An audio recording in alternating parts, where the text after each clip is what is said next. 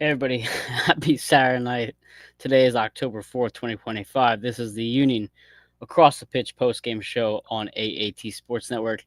If you haven't been paying attention, the Philadelphia Union have been having a pretty spectacular season. If you haven't been paying attention, the Philadelphia Union have just won the Supporter Shield at Subaru Park with a 1-0 nail-biting victory against New York City. Um, it's a rush of emotions right now because right behind me, I'm checking the score as I turn it around. The Philadelphia Phillies have a man on third. They're down by 2 runs. There's so much going into tonight, and it's so different than what it was 5 years ago when we won the Shield. So, um, uh, I'm sharing out the social media links as I always do when I'm riding solo. So bear with me for like 15 seconds here. Union. Okay. Everything's shared on socials. Let's get to this conversation here.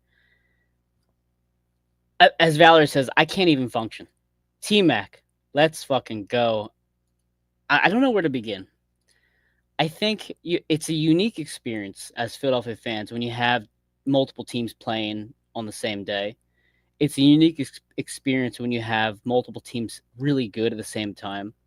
And we saw this in 2022. We saw this when the Eagles went to the Super Bowl and lost to the Chiefs, when the Phillies and the Union lost their respective finals on the same exact day.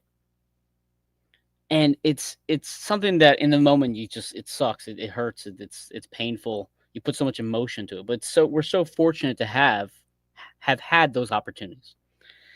And then fast forward to the Union and the Phillies and the Eagles and their ups and downs. The Eagles win the Super Bowl.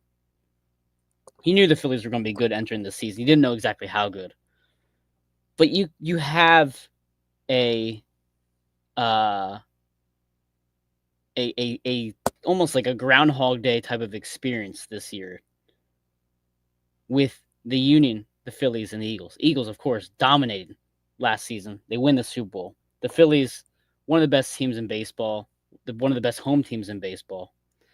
And now you have the Union here earning the Supporter Shield. It's, again, I know, Valerie, I know you're from Pittsburgh. I know you don't really appreciate the other Philly sports teams like we do, but it's a very unique experience. It's a very, it's an awesome experience. It's something that we should all take a moment to just appreciate that it's happening all at the same time.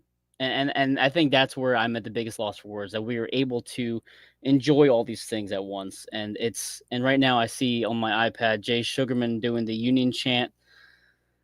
I'm curious who will lift the shield first. And by the way, it is the real Supporter Shield, not the the Captain America shield that we had 5 years ago, because they didn't know if LA or the Union were going to win that day. So the Captain America shield that had that vinyl print of the Supporter Shield on it for Alejandro and the team to win. But let's look at some comments real quick. SC, who's going to lift it? I'm watching right now to see who's the first one on. As Valerie says here, Jay's on TV. Lord of Olympia, great performance by all. Defense outstanding, specifically McConney. Dan, you know what, Lord of Olympia, you asked me, I think it was against the Revolution, how was the defense? And I said it was fine. There was no question today. I think defensive effort was outstanding today. I think you nailed it with that word, outstanding. Whenever New York City looked like they were going to be in attack, the Union covered their man. They recovered on defense well. They closed the gaps. Anytime you thought something big was going to happen, they found a way to be in the right place at the right time to either get a deflection, escort the ball out of bounds, keep Blake out of trouble, etc. I think absolutely the defense was fantastic today. McConney has stepped up big, but Danley Jean-Jacques, again, I'm going to bring up Lord of Olympia's comment. Danley Jean-Jacques, again, shows how good he is and what an absolute steal and great opportunity, great, I guess, find by Ernst Tanner to get him last year, and for Carnell to use him with Lukic the way they did. It's just unbelievable. I'm really at a loss for words right now. Valerie, big cheer for Ernst. Yeah, listen, we've all given Ernst Tanner our honest opinions on how he's put together this club. We've given Jay Sugarman honest opinions on how he put together this club, and frankly, I think it's still warranted. This team could be so much better if we spent a little bit more money.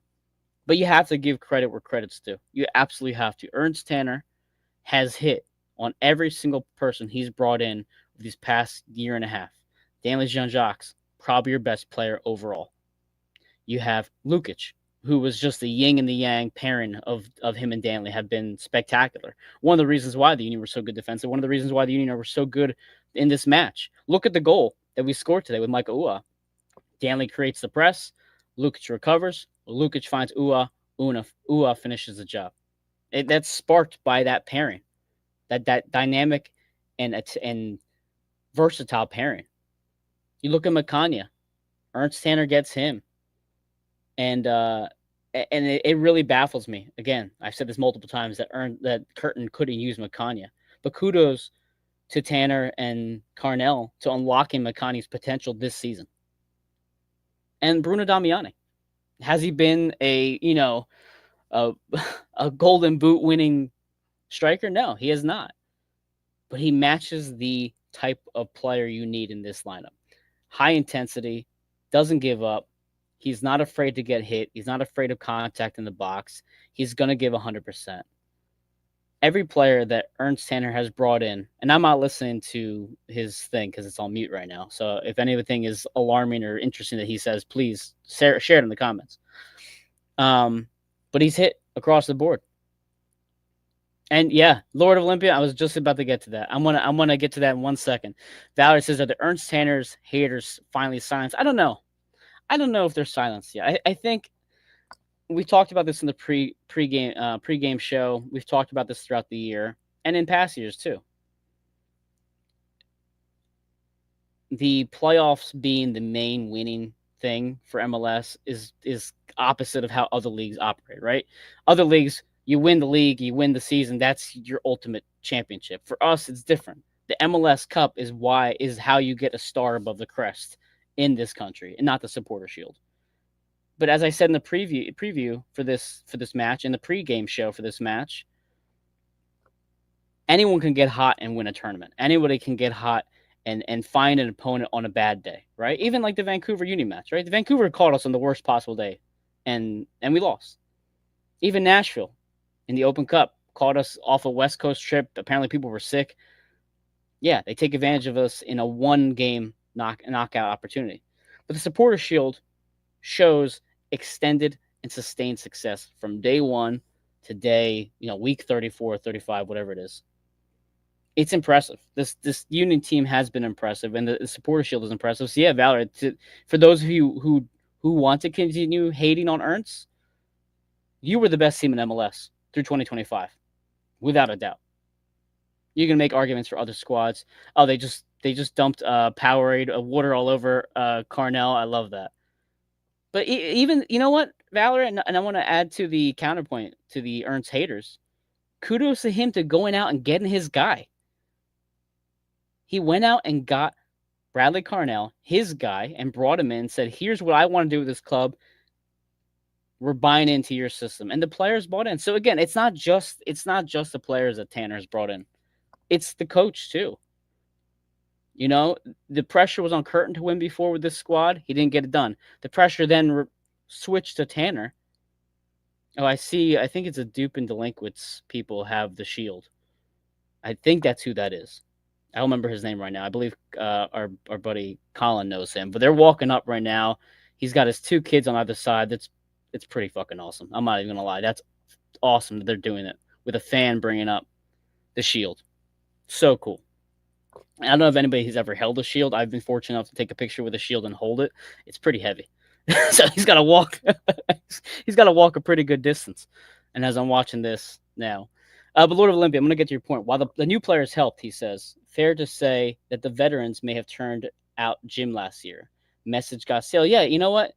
I think that's a good point. I think the veterans of that team, and I'm not calling their names out to say that they're the ones, but I'm saying, Bedoya, Baribo, Glesnes, Blake, I think they got tired of it. I do. And I think it showed on the field. Kai Wagner, it showed on the field. This team was not playing with any heart or energy. And you just didn't have that this season.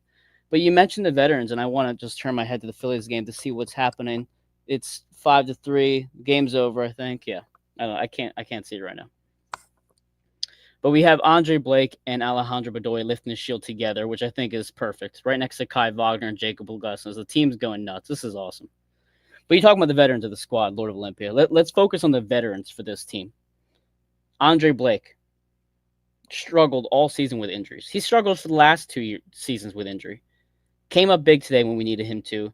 Came up big when we needed him throughout the season. Kai Wagner lifting the shield now.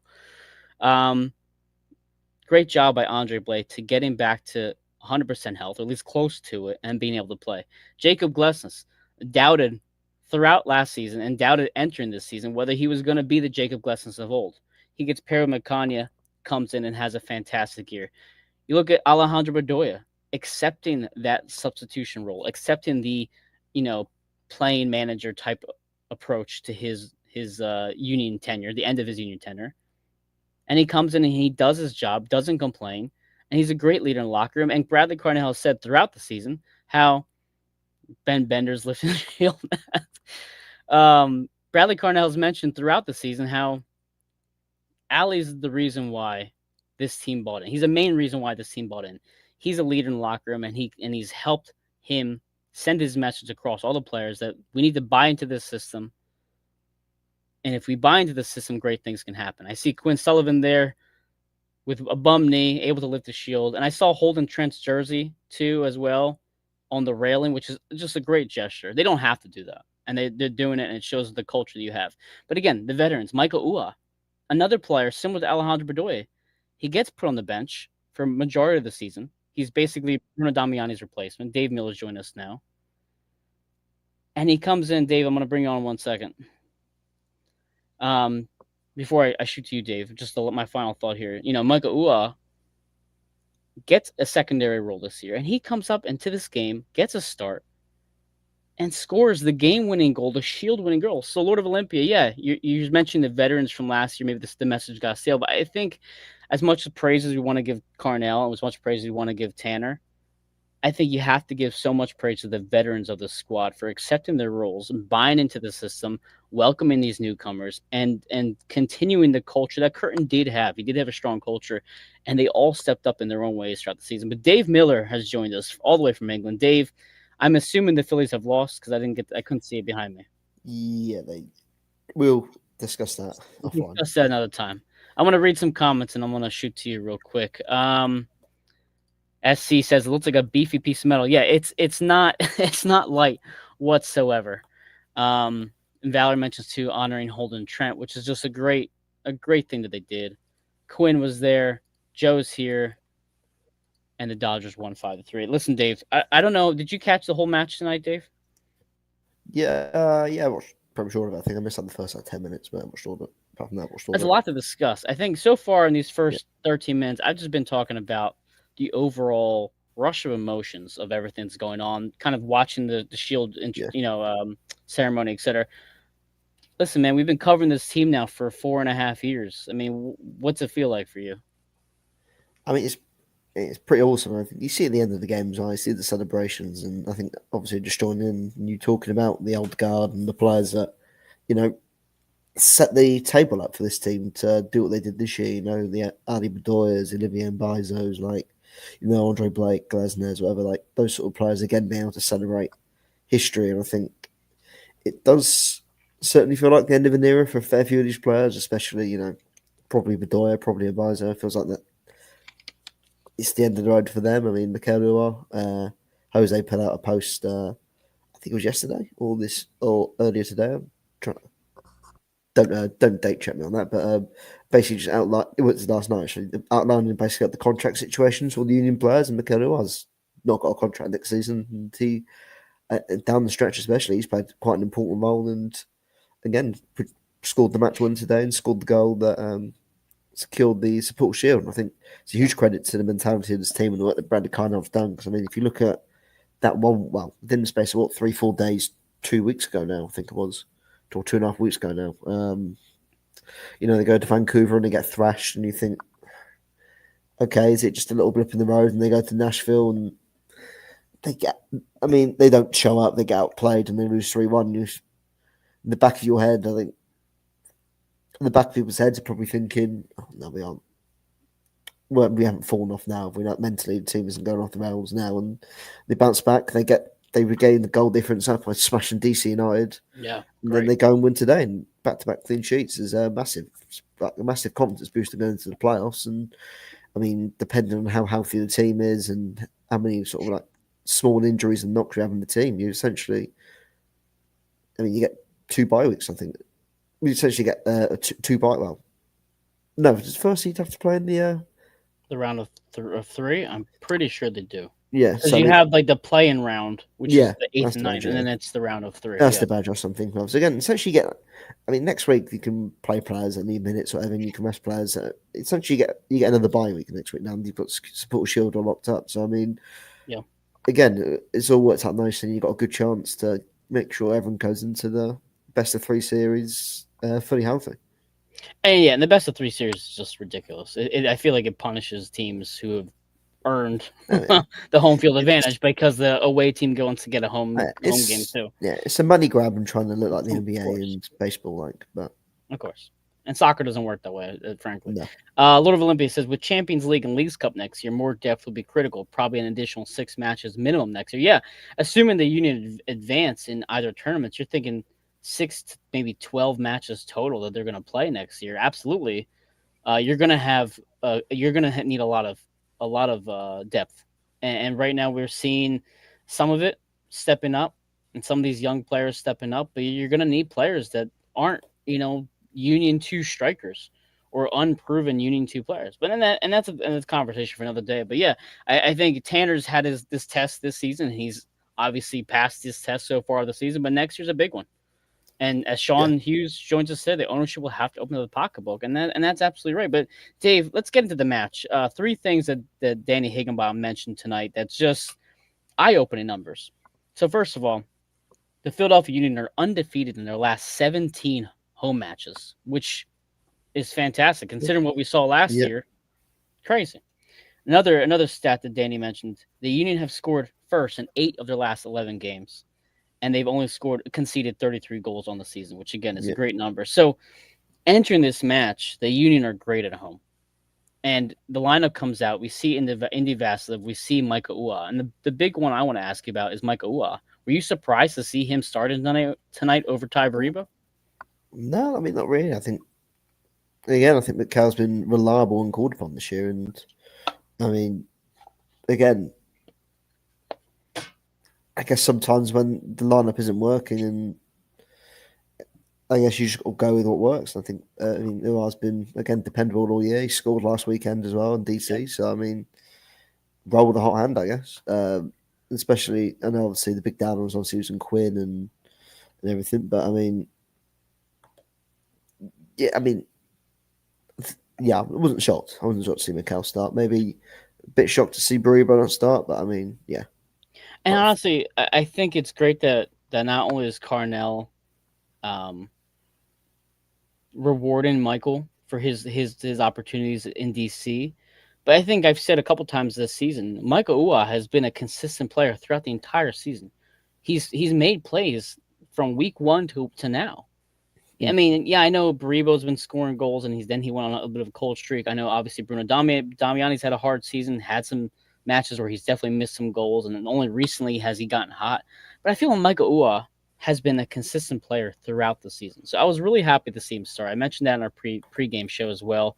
I think he's earned it, and if for some reason the offense looked terrible tonight, of course Carnell was going to be questioned. Why doesn't Baribo get the start? yeah, But he doesn't have to worry about that. winning trumps all, and Winning trumps all. Exactly. you know, again, fair play to this team this season. They constantly backed up win after win after win after win, and I mean, there's been that pressure, little bit of pressure all year. I mean, are Miami going to do it? Are they going to catch them up? And they never did. And Miami didn't have enough. And it's credit to the Union, where I guess it's another fine example in the MLS where having all the money and millions doesn't mean automatic success. And I mean, obviously, we had our little discussion when we had, I think, one of our first shows before Yeah. the season started, and we sort of outlined our concern of where the team was and depth, and and I guess none of us really could have imagined the players that have stepped to like how McCartney has become an integral part of the team. Frankie Westwood and Yeah, you know sure. I didn't even players mention stepping up. Frankie tonight. Yeah, like players stepping up into those roles and playing such an important part. Like player, I mean Andrew Rick in goal, and you know what I mean. Like it's it's been everybody's played their part. It's not just been the same 11 week in week out. Yeah, Well, game after game after game after game. Like it's been a lot of rotation. Players have come in. The midfield's changed a lot. And again, you mentioned the home form, 17 home games unbeaten, or yeah, 17 home games unbeaten. Like, that's massive going to the playoffs. Like yeah, that huge. makes like, especially now you look at the Win Sports Shield, and if you do get to the MLS Cup, you host the MLS Cup final. Which, again, we look back to the 2022 season where the Union obviously lost to LAFC and they had to go to LA and think they were one result, one win, or one point, wherever it was, off hosting that game. And now you not getting too far ahead of ourselves and going, oh, they're going to get there. But I mean, Sure. that's a little ace to have in the back of your pocket, and you know that if you do go far, you've got that there to have when you do, if you do get to the final. But again, it's another piece of silverware for the team, second in team history, and Yeah. I think a ridiculous And season. I don't think anyone could have imagined. And that's the thing. You said the second one in this club's history. This one just feels better. And I saw plenty of people talk about that on Twitter and online. The 2020 Shield just had that asterisk on it, right? They beat up on the Revolution throughout the season. It was the COVID year. There was that stop in between. It just didn't feel the same as a normal title would. This one felt different. And this team is probably better than the 2020 squad, too, in my opinion. Couple notes here. Sean mentions rather, Danley was phenomenal and all over the field. And I think one thing to mention to add to that, Sean, is that Danley got a yellow card. What was it, in the 19th minute? I'm looking right now, trying to find my note. Yeah, he gets a yellow card in 19th minute. So he's playing on a yellow card for 70 some minutes, and he was still aggressive. He was still present throughout the match. Sometimes you see a player get a yellow and they're more they're not as aggressive with their attacks. They're maybe not as moving further up the field because they don't want to risk being caught trailing and then having to maybe make a hard tackle when they're retreating on defense. So the fact that Danley gets a yellow early and continues to play at a high level again shows how good he is. But Lord of Olympia, Indy Vassilev had a good motor in midfield. I thought Indy Vassilev played really well tonight, and I thought he was involved in the offense. He had a couple moments where you could see he was trying to make things happen. He was trying to be more creative. I mean, Dave, any thoughts on Indy Vassilev, because he's got big shoes to fill without Quinn Sullivan there? I mean, I'm absolutely. I think we say when we watch the national game, like you have to play your best players in the bigger situations, and obviously Quinn for this season especially has been that guy. I mean, he's been relied upon heavily. I know he had that mini dry spell, dry patch before the national game, but that's the quality that you just saw, the immediate quality he brought in a couple of the passes he played, and the goal he scored was superb. And to lose him so close to the postseason with an injury, it probably is going to keep him out for most of next year as well. It's just so frustrating. But yeah, I think Vasilev's going to step up massively, and whether that means you change the formation a bit, or if it's going to be difficult to replace Quinn, especially with the pace and direct running he has as well. A lot of players are going to have to step up. Well, Sean mentions here is Makanya playing himself into a big contract outside of MLS. At the very least, Sean, I'm sure he's turning heads for his national squad.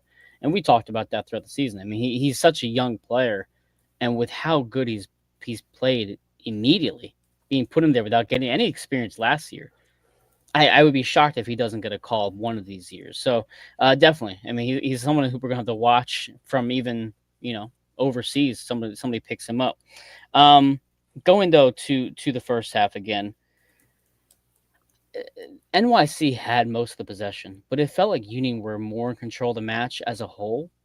But on top of that, they had like 7 corner kicks in the first half alone, and I think they had another extra handful of free kicks on top of that.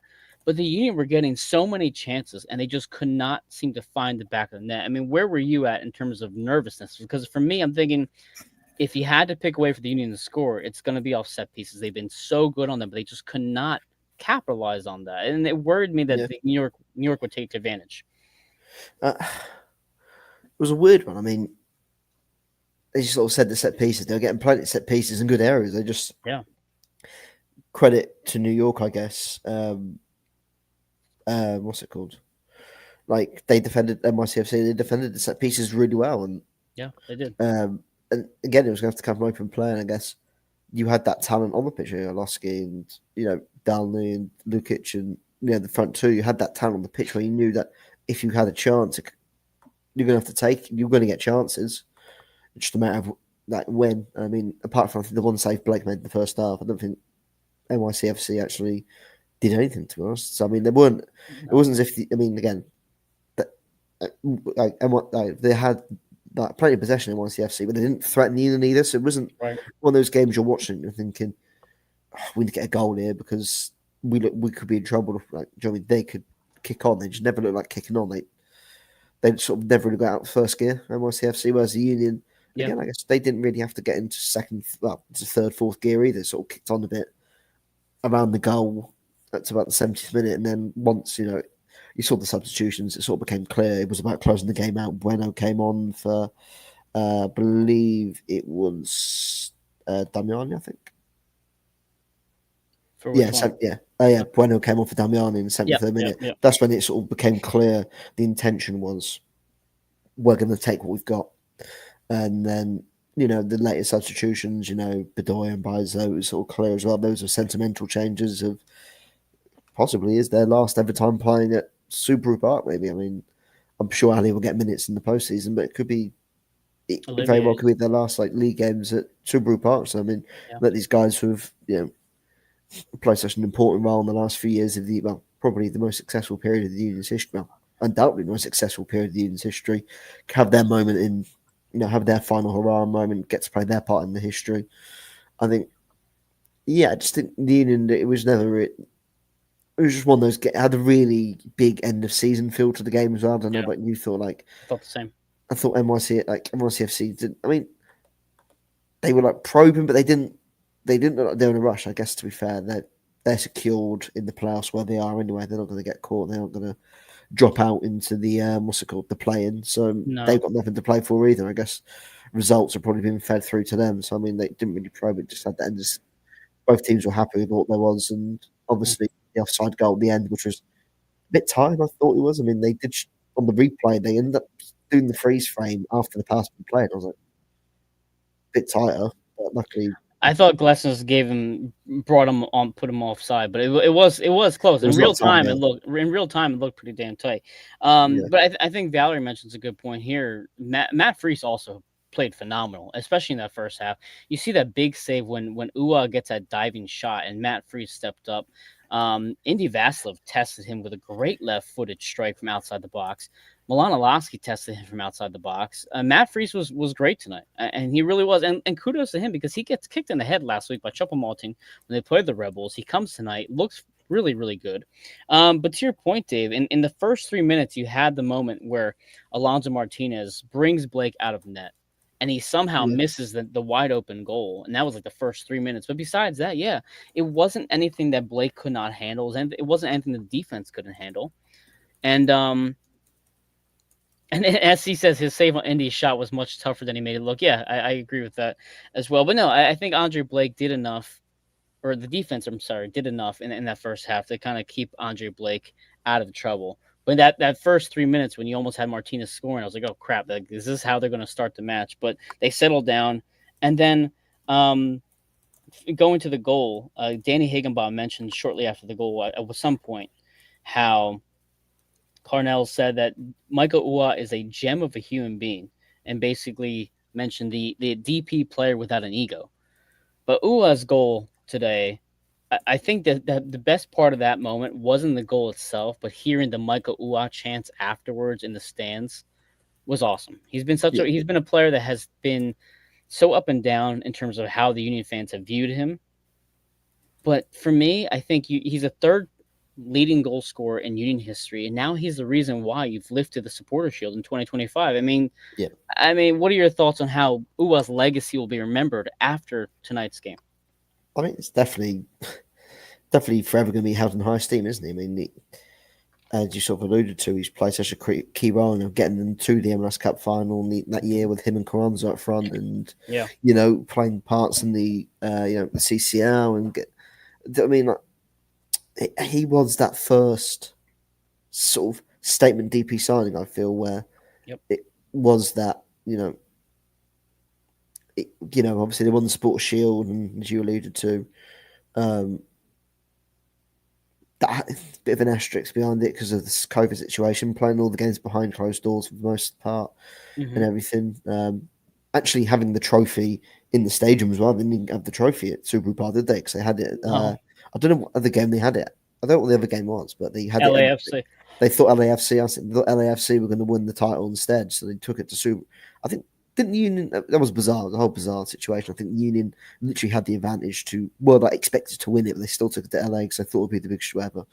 Okay, Yeah, don't want to go off a tangent there, but I mean, I forget too. But yeah, it was in LA. yeah, but like they, do you know what I mean? Like they won that Supporter Shield, and then the following year they sort of had that CCL run, and then Mikel came in, and that was sort of their, that was their first real sign of intent Yeah. of like, okay, we want to be a competitive team at the top end of this league, not just for a year or two, like for the next 4 or 5 years, and this is the sort of players that we are going to bring in. Then you bring in Carranza and Dalney and Lukic and you know Damiani, Bribo, and everything, and you bring in more of these players and.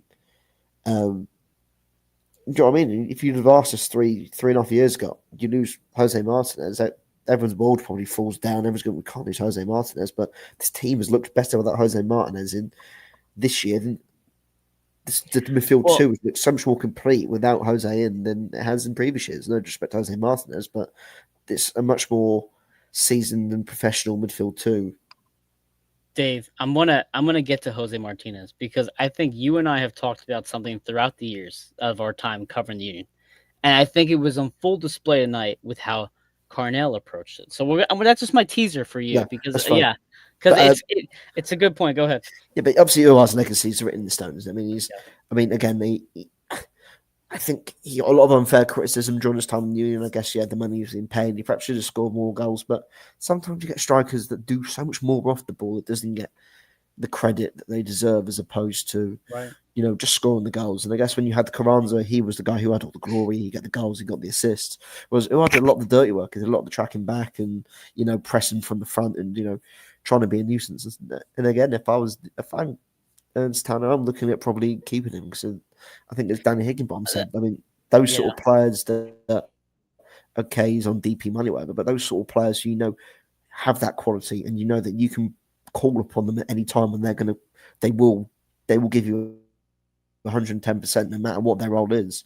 That sort Mhm. of player and the quality he has, it's so valuable for this sort of team, especially when, again, I don't sound contradictory, as I said earlier, when money doesn't buy 100% success, but I mean, in a team where the funds, in comparison to the other teams in the hemisphere of where you're competing in the league, the LAs and the New Yorks, Inter Miami and everything, where their budgets in Cincinnati, Atlanta, their budgets are so much bigger. I mean, it's harder to come by. We've seen it the last couple of years. It's harder to find that quality when you're shopping when your budget's a lot smaller, and if you've got a player who you can afford and you can keep around who can produce when the lights are bright, why not keep him? I think he should be kept. I think if this is his final season in the Union, I think his legacy is still, is still a very positive one. And I think Sexy Hoagie joins us tonight and adds here, third leading goal scorer is no joke. I did not realize he was up there. And Hoagie, I don't think a lot of people sometimes realize that he's that far up there. We've given Daniel Gazdag so much praise for being the top leading goal scorer and Carranza for being the player he was and the handsome guy he was. Right? We give so much love to these two guys. But yeah, Ua gets almost forgotten that he scored a lot of damn good goals for this team. But I think, Dave, that's a great point that you mentioned with him being that first big signing. He was the start of what we wanted our team to be. And I'm just really happy for him. I really am. And you saw it throughout the first half, especially even at the end of the first half. You see him fighting through stoppage time. He forces a corner kick. It just he does such a great job at stretching the defense, using his pace, using his body. He's much stronger than he looks. I mean, he looks pretty Yeah, beefy, but not as big as Damiani. But he just again does the little things, and even in the final seconds of stoppage time, when he doesn't have to, he's still pushing 100%. Lord of Olympia says, "Is there a cash bonus paid to the franchise for winning the Shield?" I'm sure there is. Actually, that's probably a great question for Jose Nunez. I don't know if there is what the number is, but I'm sure there's some sort of bonus paid to it. And Valerie says, "I've always been on the UA bandwagon." So we get to halftime, Dave. yeah. Go into halftime, 1-0. I'm looking now at where the second half mark is on my notes because I thought I wrote it down, but I guess not. Um, okay. The funny thing is too that, by the way, the Union had 475 fouls this year, according to Danny Higginbotham, the most in MLS. They'll just mess you up, which I love that about our team, for sure. So then Ua comes off for Ty Baribo, which I thought at the time was a bit questionable because Bruno Damiani had the yellow card. And I was a little worried that Bruno might get shown a second yellow and then you'd be stuck with 10 men. So I don't know. Did you have any concern with taking Ua off before Bruno, considering the yellow card? Uh, no, I mean, not particularly. No, I mean, Okay. I think with a striker as well, it's a lot easier to, I mean, be a bit of a passenger in the game, I guess. I mean, that's probably the wrong word. In the sense of, I mean, stay out of trouble, basically. I mean, you just stay up front. As long as you press the lines and just try and, lead, like, pressing the front, I mean, you can get away with like, not having to do the silly fouls and things like that. So, I mean, it's probably the easiest for a striker Yeah. to, I mean, not get sent off. So I wasn't too concerned about that. Yeah, I don't know. The only, I mean, again, another player. I mean, go back onto pros. Another player has always been content in the role he's had. I mean, again, Yeah. the amount of times he's been substituted off after 50 minutes, 60 minutes, 70 minutes, never played a full 90. Like, Since he got here. yeah. But one thing that I do want to praise tonight was the fan, especially late on. You can see the supporters and that. Yeah. Like Subaru Park was like bouncing, it was rocking towards the end of the game last night, and like towards the end of the game, and you could see the atmosphere, and it pushed the team on at the end, and you just sort of saw the emotion from the players as they knew the time was ticking down, and it was the full time was about to go. The crowd definitely, that was probably the best I've seen Subaru Park in terms of atmospheres for a good year or two now. So I mean, credit to the supporters, like they brought it today. Yeah, so I just seen a clip of Bradley Carnell giving a no comment about being let go by St. Louis last year. But no, but yeah, I mean, look at the celebrations after the game and the players and everything. I think Carnell got a Gatorade bath as well. I mean, Yeah. again, I think it just shows again that the togetherness has come back. And I think I saw a comment just before I came in about the players perhaps like blocking out Jim or not like being as reactive to Jim as perhaps. I mean, who knows? But definitely the team have bought in this year has been a bit of a different approach, and it's definitely worked.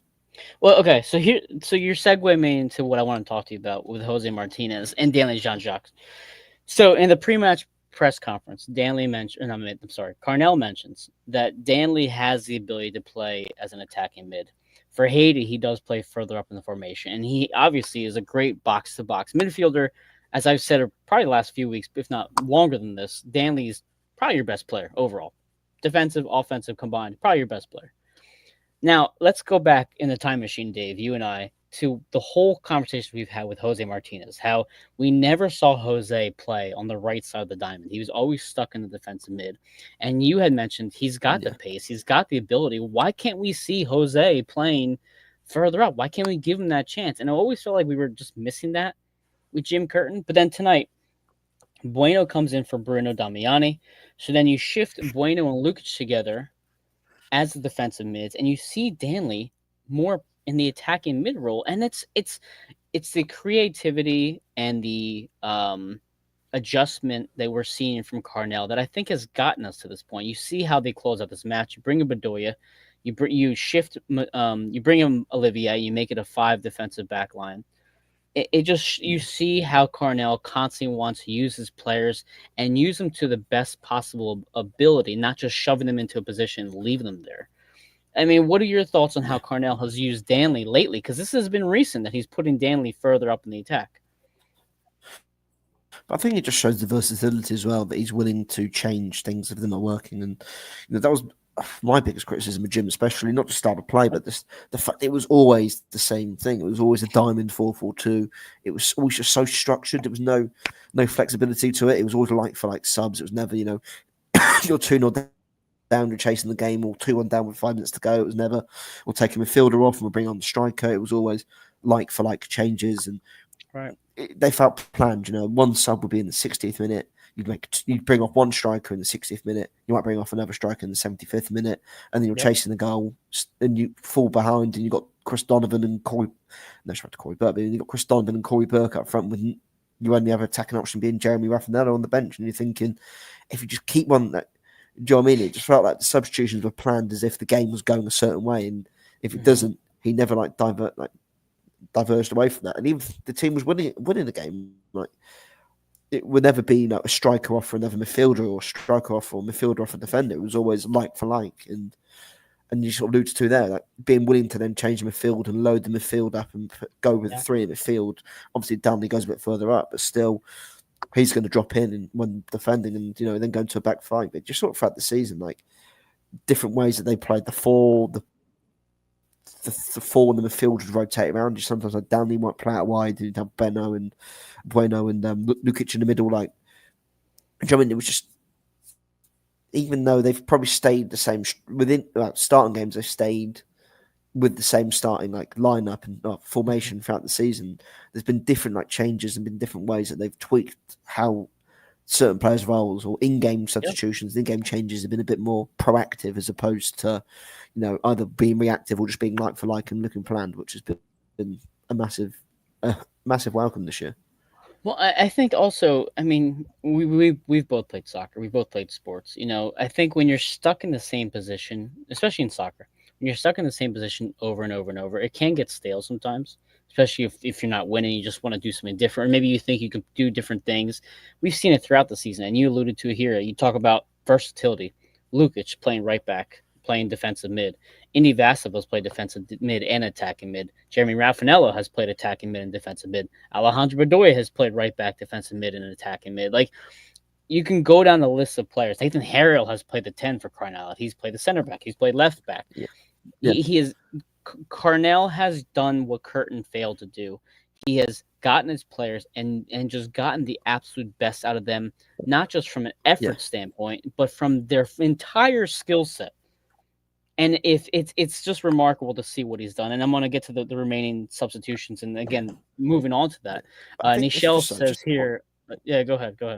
No, sorry, do the comments after. I'll say Nichelle says here, did I do an NYC voodoo doll? Yes, I did. Nichelle has done voodoo dolls the last couple of weeks, and it's worked. So what the black magic you're doing, I appreciate it. Keep going. Go ahead, Dave.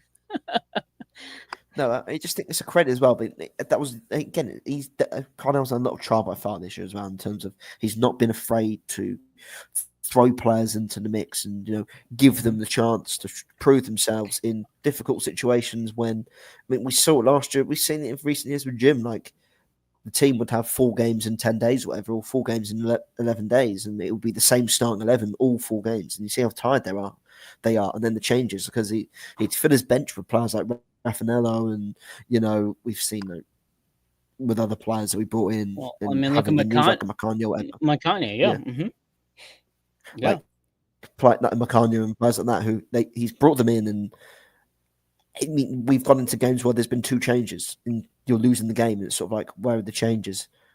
But you've got no attacking threat now, because the only 2 changes you made, you 2 strikers. You don't trust anyone else on the bench, whereas Carnell hasn't been afraid to make those changes and has gone. They need to prove themselves. Like Frankie Westfield coming in and becoming a key player this year, like McCann. These are players who probably were out in the cold last year and never had a chance of getting in. I mean, he so long took Darlington. Like, obviously, Don was involved last year, but again, it took him a little while to get involved. And you've seen the new signings that have been brought in this year. It's not been a case of they need to become acclimatized to Philadelphia in the way that we play. It's been, all right, they're here, they're a good player, I trust them, they're going to play. Like, Alowski came in, I think Alowski come on as a sub 3 days after signing with the team.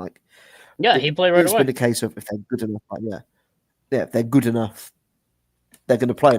Whereas and as it's been for the last few years, we've been starving for players to come in and just actually have a chance to play in the game. I mean, as far back as I mean, you even look at some of the players like Pereira and those sort of players who had the MLS experience, but then they just never got a chance and they were on the bench but never came on the pitch because they weren't ready or whatever. And it's sort of like, you don't know if they're ready until they play in the actual game. Like, these players have all come in and they've all been given the chance to actually play. And yeah. Oh, you talking about one thing we haven't mentioned tonight? A couple comments I'll bring up too in a second. Frankie Westfield, as you said, has been just awesome this year. He's I wouldn't say he's taken the position from Nathan Harriel, but I think there's a legitimate argument to say that he's probably the best right back we have. But God, he is out with his US U20 squad right now, watching probably from his iPad. Like, imagine how he feels not being there today, lifting the shield with his teammates. And again, Jose Nunez talks about this a lot. It's such an amazing honor to represent your country, especially in any version of a World Cup, U20, the regular World Cup, etc. But like, man, like if all time, if there's any day I would want him here and not with his U.S. national team, it would be today. See him lift a trophy because he's a kid from Philly, like he's from here. It just adds a different bit of specialness too when they're from home. But Valerie mentions here passionate fans in Chester. Jovan says, and listen, Dave, you mentioned here with the with I think Apple, like listen to the fans on the Apple broadcast. I believe Ernst Tanner or Sugarman mentioned the Sons of Ben. Anybody who knows me well enough has followed me long enough has known I've had my gripes back and forth with the Sons of Ben, and we've had issues with the River End, etc. It's not a secret that the River End hasn't always been that good, but to see it step up tonight and to see it erupt the way it did tonight, and to hear it clear as day.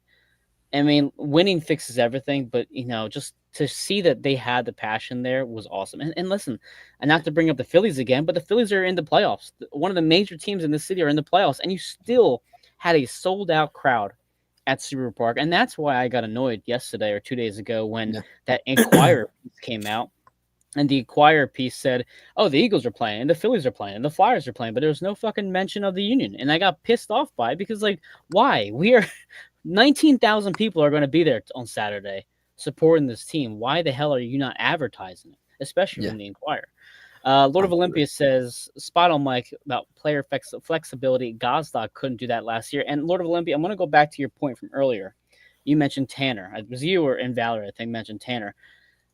Ernst Tanner started this year by getting rid of Jack McGlynn. He then follows that up and doubles down by getting rid of Daniel Gazdag, too. And if you told me earlier in this year that you wouldn't be playing with McGlynn or Gazdag, I'm thinking, well, they're definitely not making the playoffs this year.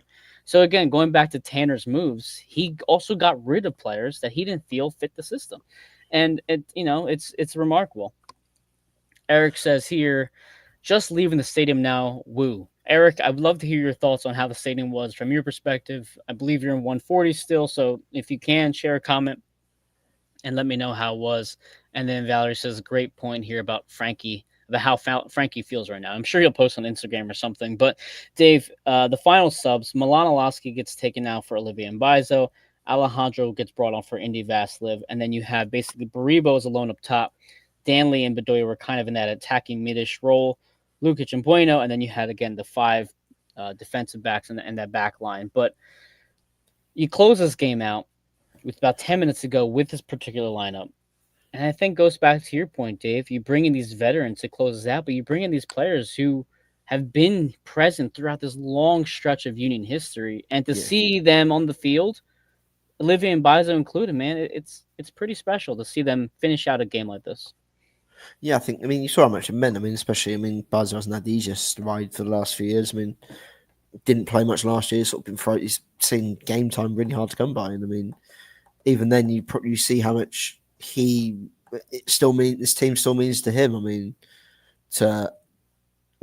I think he went straight over to the crowds. I don't know if he had family there or whatever, but you saw how much it meant to him. And again, having been such a key integral player in 21 and 2020, 2022, Evan, to have then had to have taken a bit of a back seat in the last couple of years, obviously because he mentioned Nate Harriel and whatever, injuries and everything else. You see how much it means to him, and it could possibly well be his final ever, Union game. I just seen a photo of Ali Bedoya with a busted nose. Broken nose he got blooded up. That's the thing. I don't have any commentary for the games. I was just watching. All I could hear was the sound, the crowd sound. And again, and sometimes they do muffle the audio, but it was a real testament to the crowd. But I think sub-wise, again, it just shows being willing to make in-game changes. That's about being proactive as opposed to being reactive, and bringing on bringing on Mbizo to them, create a back five to shore things out, make sure we don't concede at the end. Right. I think in addition as well, I mean, again, like that's what this team has been lacking. I think I alluded to earlier. Like, Jim Curtin was either reactive or it was just planned substitutions. It was never practice. It was never proactive in the sense that we're under the cosh here, we're getting battered. The first 20 minutes to go, and it's 0-0 or a goal up, whatever. I need to change it. Either I'll change formation or I'll bring on, take a striker off or attacking player off and put another defender on or a defensive midfield, whatever. It was always. Do you know what I mean? I think that's probably been the most important thing this year has been how proactive the changes have been and how, in a sense, how much more aggressive they've been as well, not being afraid to take a risk. Yeah, absolutely. Not being and that's the thing. And we've gotten on I almost said Tanner on Carnell for some of these risks, right? Like look at the Chris Donovan and the attacking mid risk. Look at Bedoya at right back against Vancouver. We've criticized Carnell for these risks that he's taken, but guess what? He's also hit on more risks than missed on them, and that's kudos to him for knowing his club, and kudos for the players of stepping up. And Valerie mentions here nailed it. Curtin was reactive, not proactive. And we saw that time and time again. And Carnell just doesn't seem to have that approach. Valerie also says, what happened to Alejandro's nose? So at the very final play, when they have the corner kick in the last seconds of the game, Blake goes up and leaps over of Matt Freese, which was kind of cool, to be honest with you. To see Andre Blake go over his former teammate to secure that was awesome. But in that moment, in that goal kick, you have Alejandro, or in that corner kick rather, Alejandro gets like bumped in the nose during that, and he gets hit. He falls to the ground. He was pretty bloodied up, like his entire face was covered in blood. So there's a picture circulating on Twitter right now, and MLS posted like just close up on Alejandro's face. It's an awesome photograph if you haven't seen it yet. But apparently Jack Elliott has a brace tonight, just scored for the Fire. So good for Jack Elliott.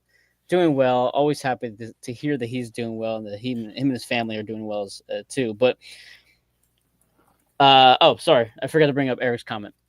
Eric says it was great tonight. The last 6 minutes with the chant that just got louder and louder as they held off NYCFC. The rest of the crowd even joined in. It hasn't felt like that since 2022 playoffs. Yeah, I think that's the thing, Eric, is that we've had so much recently where the river end might be loud, or there'd be certain pockets of the stadium that are loud, but it wasn't the collective Subaru Park. Today, you could hear it clear as day, even from my home iPad, that it was the entire stadium just getting into it. So it was an awesome experience. In the last few minutes, like my heart's pumping. It was also the same exact time the Phillies had the bases loaded. So like the run of emotions that I had as a Philadelphia sports fan was crazy tonight. And it was just hard to fathom that we would get to experience all that in one shot. But they close out this game, Dave. They win the Supporters Shield. Any final thoughts here on just this season, this night, what they have ahead of them too? Guess the hard work does start is the playoffs, and again, it's a big night tonight. You're gonna have a week probably now. You have a week now to celebrate it, and you got a game next week, which doesn't. I guess you got two ways you could approach it. I guess you've got the bye week where you got like a week off, haven't you? With the whole what's the word? What the round of three?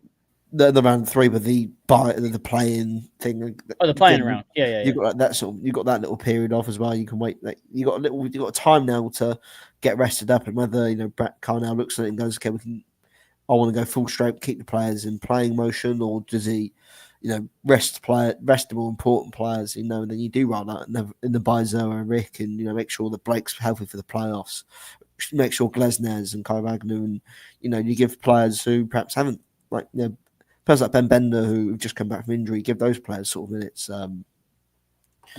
You give them rest, make sure Downey doesn't get another card, or make sure Lucas and Downey don't risk being sent off, and do you give Neil Pierre minutes in the game, which doesn't really matter. Do you know what I mean? Like, you've got options now for next week of how you can approach it. Just do you give Kevin Sullivan some minutes to see how he looks heading into the postseason, see if he's ready to possibly make an impact. Who knows? Like, you've got it's good to go into next week with what's the word? Yeah, with with some options. options. Yeah, With some well, options and that's the in the thing. The restrictions. Union have the October 11th off. They're not playing in that international, like whatever that window is that they have. So No. they get 2 weeks off before the Charlotte match. And as Joe mentions here, yeah, you probably throw some Union 2 players in there as long as they stay fresh. I wouldn't mind seeing the starters for the first half, and then you Yeah. switch to the second half. You bring some young guys in as long as they're fresh. I don't want them to go into the playoffs rusty either. But yeah, it's been a long season. Yeah. We know Michael. I forgot the international break next week. Damn, yeah, I forgot about Yeah, Kevin that. Sullivan Obviously, yeah. leaves for his call up in like a couple days. Yeah, I mean, perhaps I would actually be more inclined to play the starts then. Actually, if you're gonna have like 4 or 5, well, like 4 week, about 3 weeks off, without it starts playing the game, you possibly go into it a bit out of sync, maybe. Well, that's the thing. You gotta. This is where now the coach comes in with knowing his team. Indy Vasilov had a knock against DC. He stuck it out tonight. Played great. Mike Uwa had a knock against DC. Comes in today. Plays great. Maybe let them get a little bit more rest. See how they feel against Charlotte. Jeremy Raffanello will now have 2.5 more weeks to recover. If he doesn't play, on Charlotte, if his hamstring's not better, then there's a good chance you see Ben Bender again in the rotation. He was on the bench today. He was involved in the game on against DC, and Bradley has praised him pretty nicely in the pre-match press conference. So again, to your point, Dave, you're going to see these players get opportunities probably against Charlotte, and that could be really important come playoffs because you don't know what's going to happen. If there's going to be an injury, if there's going to be some sort of weird substitution, if something's going to happen. As Eric says here, the COVID year, right? We didn't know that was going to happen. Next thing you know, half the team's out. So Yeah. Eric says, yeah. feels good to win the Shield at NYCFC's expense. It won't wash away 2021 COVID Eastern Conference Final, but it makes me feel a bit better.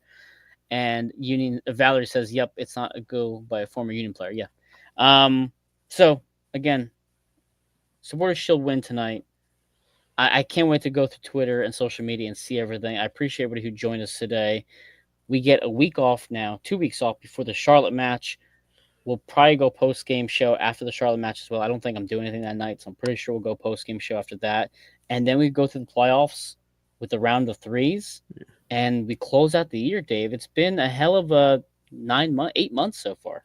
Yeah. I mean, again, I don't think anyone could have predicted or expected what had happened to happen. I mean, again, I think the aim would probably have been sneaking into the back end of the postseason and come 6th, 7th, maybe in the Eastern Conference, and you take that and make sure you're in the dance. But I mean, to have done as well as they have done this year, and not only kept up the pace with teams like Inter Miami and Minnesota and Vancouver and LAFC, but to have easily surpassed them. And it's an incredible achievement for everyone associated with the team. Everyone deserves a lot of credit. I mean, incredible effort from everyone all around. And now, with one game left, I mean, you go to that Charlotte game in 2 weeks and be relaxed and not really have to worry about it or be concerned about it.